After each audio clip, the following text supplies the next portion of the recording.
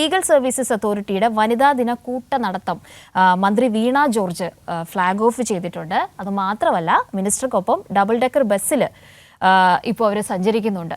അങ്ങനത്തെയൊക്കെ ഒരുപാട് പ്രത്യേകതയുള്ള കാര്യങ്ങൾ ഇപ്പോൾ നടന്നുകൊണ്ടിരിക്കുകയാണ്. അപ്പോൾ നമ്മുടെ തിരുവനന്തപുരത്ത് നിന്ന് റിപ്പോർട്ടർ എസ് ഷീജ ഇപ്പോൾ ചേരുന്നുണ്ട്. ഷീജയ്ക്ക് ഒപ്പം നമ്മുടെ മിനിസ്റ്റർ അടക്കമുള്ള അതിഥികളുണ്ട്. നമുക്കൊന്ന് ഷീജയിലേക്ക് പോകാം.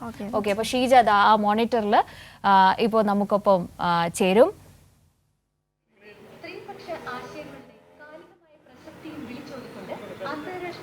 Sheeja, good morning.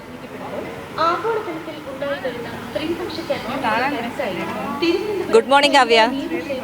അപ്പോൾ ഷീജയ്ക്കും അവിടെ ഒപ്പം നിൽക്കുന്ന എല്ലാവർക്കും, പ്രത്യേകിച്ച് മന്ത്രിക്ക് അടക്കം എന്റെയും ജിലുവിന്റെയും വിമൻസ് ഡേ വിഷസ്. അപ്പോൾ ഇനി ഷീജയ്ക്ക് സംസാരിക്കാം.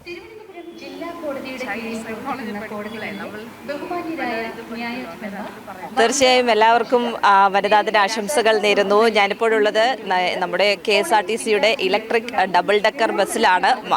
ആരോഗ്യമന്ത്രി വീണ ജോർജ് ഉണ്ട്, നിശാന്തിനി IPS ഉണ്ട്. അങ്ങനെ വലിയൊരു സംഘം തന്നെ എനിക്കൊപ്പം ഉണ്ടെന്ന് തന്നെ പറയാം. രാവിലെ ലീഗൽ സർവീസ് അതോറിറ്റിയുടെ അവരുടെ ഈ വനിതാ ദിനത്തിനോടനുബന്ധിച്ചുള്ള കൂട്ടനടത്തം അത് മാനവീയം വീതിയിൽ നിന്ന് മന്ത്രി ഫ്ലാഗ് ഓഫ് ചെയ്തിരുന്നു. അതിനുശേഷം ഈ ഡബിൾ ഡെക്കറിൽ ഈ നഗരത്തിൽ കൂടി ഉള്ളൊരു സഞ്ചാരം അത് അയ്യങ്കാളി ഹാൾ വരെ നീളുന്നതായിരിക്കും. ഏതായാലും ആരോഗ്യ മന്ത്രി തന്നെ ഇപ്പോൾ നമുക്കൊപ്പം ചേരുന്നുണ്ട്.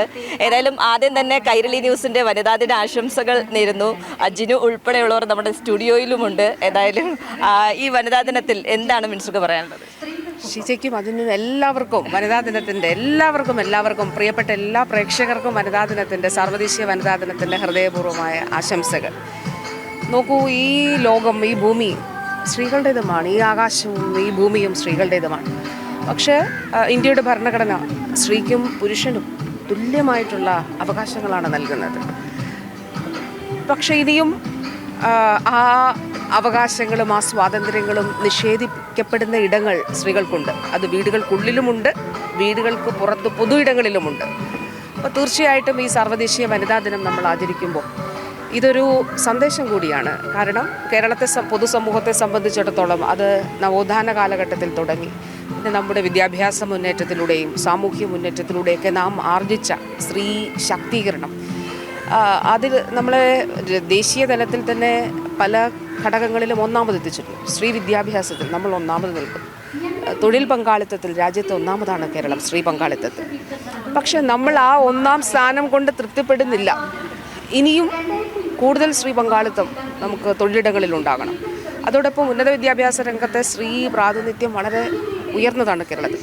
അതിനനുസരിച്ചിട്ടുള്ള ഒരു പരിവർത്തനം തൊഴിൽ മേഖലയിലേക്ക് ഉണ്ടാകുന്നില്ല. അപ്പോൾ അങ്ങനെയുള്ള ഗ്യാപ്പുകളെ കണ്ടെത്തി അത് അഡ്രസ്സ് ചെയ്യുക എന്നുള്ളതാണ്. അതോടൊപ്പം തന്നെ ഇപ്പോൾ ഇതിലേറ്റവും പ്രധാനപ്പെട്ട കാര്യം, ഞാൻ ഈ ഭൂമിയിൽ എല്ലാ അവകാശങ്ങളോടെയും ജീവിക്കാൻ എനിക്ക് കഴിയുന്ന, അല്ലെങ്കിൽ അതിന് റൈറ്റുള്ളൊരു പേഴ്സൺ ആണെന്നുള്ളൊരു തോന്നൽ ഓരോ പെൺകുഞ്ഞിനും ഓരോ സ്ത്രീക്കും ഉണ്ടാകണം. ആ തോന്നലുണ്ടെങ്കിൽ ഒരാളും സ്ത്രീധനത്തിൻ്റെ പേരിൽ വീടുകൾക്കുള്ളിൽ പിടയില്ല. ഒരാളും വീടുകൾക്കുള്ളിൽ ഏതെങ്കിലും തരത്തിലുള്ള ആക്രമണങ്ങൾക്ക് അതിന് വിധേയമായി അത് സഹിച്ചുകൊണ്ട് നിൽക്കില്ല, പുറത്തേക്ക് വരും. അപ്പോൾ തീർച്ചയായിട്ടും ഇതൊരു ആഹ്വാനം കൂടിയാണ്. അത് വനിതാ ദിനത്തിൽ ഡിസ്ട്രിക്ട് ലീഗൽ സർവീസ് അതോറിറ്റി നടത്തുന്ന ബോധവൽക്കരണ പ്രവർത്തനങ്ങളുടെയൊക്കെ ഭാഗമായി ഇന്ന് കുറേ പരിപാടികൾ ഇനി നടക്കാൻ പോവുകയാണ് അയ്യങ്കാളി ഹാളിലൊക്കെ. അപ്പോൾ അതിൻ്റെ ഭാഗമായി രാവിലെയുള്ള ഈ ഒരു പരിപാടിയിൽ പങ്കെടുക്കാൻ കഴിഞ്ഞതിൽ വളരെയധികം സന്തോഷമുണ്ട്. എല്ലാവർക്കും ഒരിക്കൽ കൂടി വനിതാ ദിനത്തിൻ്റെ ആശംസകൾ നേരുന്നു. ഓക്കെ, ഏതായാലും മാഡം ഉൾപ്പെടെയുള്ളവർ ഇങ്ങനെയുള്ള പരിപാടികൾ നമുക്കൊപ്പം കാണാറില്ല. നമുക്കെപ്പോഴും ക്രൈമിൻ്റെ പുറകെ, കേസിൻ്റെ പുറകെ ഒക്കെ ഉള്ളൊരു ഓട്ടത്തിലാണ്. എങ്ങനെയാണ് ഇന്നത്തെ ദിവസം ഇങ്ങനെ ഒരു പരിപാടിയിൽ പങ്കെടുക്കുമ്പോൾ ഉള്ളൊരു സന്തോഷം? അതെങ്ങനെയാണ്? തീർച്ചയായിട്ടും ഒരു നല്ല ഒരു വനിതാ ദിനം മാത്രമല്ല, വനിതകൾ എല്ലാവരും ആഘോഷിക്കപ്പെടേണ്ടതാണ്. എനിക്കൊരു വനിത എന്നുള്ള നിലയിൽ വളരെയേറെ അഭിമാനമുണ്ട്. നമ്മൾ ഏവർക്കും അഭിമാനിക്കാം. കാരണം സ്ത്രീകൾ നാടിൻ്റെ അഭിമാനമാണ്. എല്ലാവർക്കും വനിതാ ദിന ആശംസകൾ. തീർച്ചയായും ബഹുമാനപ്പെട്ട മുഖ്യമന്ത്രി പ്രത്യേകമായി നിർദ്ദേശിച്ച നമ്മുടെ പ്രത്യേകമായ പ്രോഗ്രാം അപരാജിത ഇവിടെ നോഡൽ ഓഫീസർ കൂടിയാണ്. അതോടൊപ്പം തന്നെ കഴിഞ്ഞ ദിവസം വനിതാ ദിനത്തിൻ്റെ അവാർഡുകൾ മന്ത്രി വിതരണം ചെയ്തിരുന്നു. അപ്പോൾ ജിനു അതിനകത്തുണ്ടായിരുന്നു. ജിനു ഇന്നിപ്പോൾ നമ്മുടെ സ്റ്റുഡിയോയിൽ ആങ്കറായിട്ട് കൂടി എത്തിയിട്ടുണ്ട്. ആണോ? ജിലു ഉണ്ടോ ഇവിടെ? ജിലു ഇന്നലെ വിഷ് ചെയ്തിരുന്നു. എല്ലാ ആശംസകളും. ജിലു എന്ത് വലിയ പ്രചോദനമാണ്. നമുക്ക് അസാധ്യമായിട്ടൊന്നുമില്ല. നമ്മുടെ മുന്നിൽ ഒരു ലോകം കീഴടങ്ങും. അതിൻ്റെ ഏറ്റവും വലിയ ഉദാഹരണമാണ് ആ മകൾ. അപ്പോൾ ജിലുവിനെ ആദരിച്ചത് വഴി വാസ്തവത്തിൽ കേരളത്തിൻ്റെ സ്ത്രീ സമൂഹം കൂടിയാണ് ആദരിക്കപ്പെട്ടത്.